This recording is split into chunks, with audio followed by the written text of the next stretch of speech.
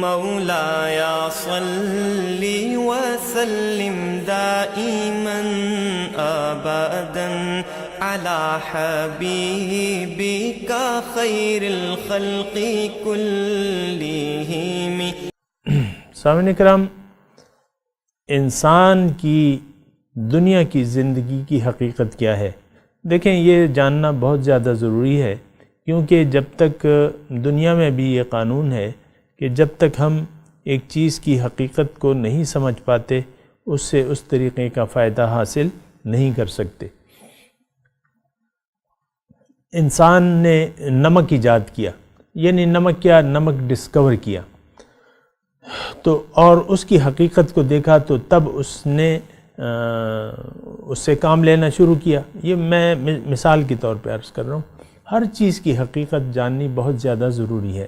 آج کی سائنس کیا ہے کہ اشیاء کی حقیقت کے بارے میں یہ معلوم کرتی ہے اور اس کے مطابق یہ اپنا سائنس کو آگے بڑھاتی ہے۔ تجربات ہوتے ہیں، پھر ایک چیز وجود میں آتی ہے۔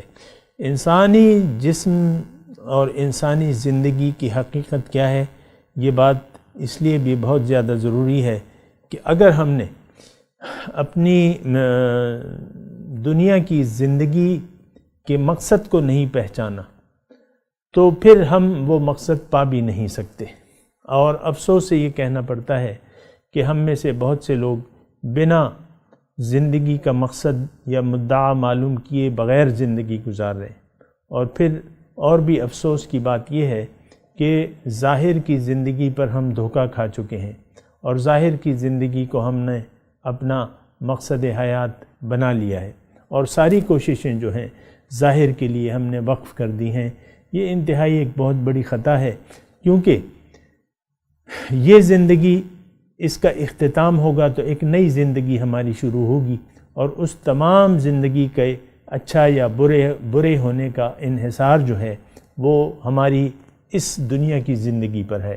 اگر یہ دنیا کی زندگی ہم نے فضول گزار دی تو آخرت میں ہم کچھ بھی اپنے ساتھ، ہمارا دامن جو ہے وہ نیکیوں سے خالی ہوگا۔ ضرورت اس بات کی ہے کہ ہم دنیا کی زندگی کی حقیقت کو پہچانیں۔ حقیقت یہ ہے کہ میں، یعنی انسان، یعنی روح انسان، اللہ تعالیٰ نے اس کو زندگی عطا فرمائی ہے دنیا کی، اور یہ دنیا کی زندگی اس لیے ہے کہ یہ محنت کرے اور کوشش کرے اور رب کو اپنا مقصد حیات بنا لے، اور پھر رب کے راستے پر چلنے میں محنت کرے، جد و جہد کرے۔ وَجَاهِدُوا فِي سَبِيلِهِ لَعَلَّكُمْ تُفْلِحُونَ، اس کو مقصد بنا کے، یعنی اللہ کو مقصود حیات بنا کے اللہ کے راستے پر خوب محنت کرو۔ اللہ کا حکم ہے تاکہ تم کامیاب ہو جاؤ۔ تو دنیا کی زندگی کی حقیقت یہ ہے کہ اس کی کامیابی جو ہے روحانی کامیابی ہے۔ اس نے اپنی روح کو طاقتور بنانا ہے، اس نے اپنی روح کو اللہ کی ملاقات کے اہل بنانا ہے، اس نے اللہ کے راستے پر چل کر اللہ کے دربار میں رسائی حاصل کرنی ہے۔ یہ زندگی کی حقیقت ہے۔ باقی دنیاوی ضروریات جو ہیں اس سے انکار نہیں ہے، اسلام میں رہبانیت نہیں ہے، بلکہ دنیا کی زندگی کے ذریعے، یعنی عام زندگی کے ذریعے ہم اپنے ایک خاص طریقے سے اس زندگی کو گزار کر اپنے مقصود تک پہنچ سکتے ہیں۔ اللہ تعالی ہمارا مقصود واحد ہے۔ اللہ کا راستہ کیا ہے؟ وہ دین اسلام ہے۔ دین اسلام کیا ہے؟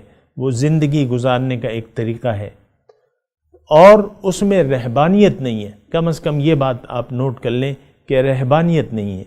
اپنی دنیا میں زندگی کو اللہ کی مرضی سے گزار دیں، انشاءاللہ آپ کامیاب ہو جائیں گے۔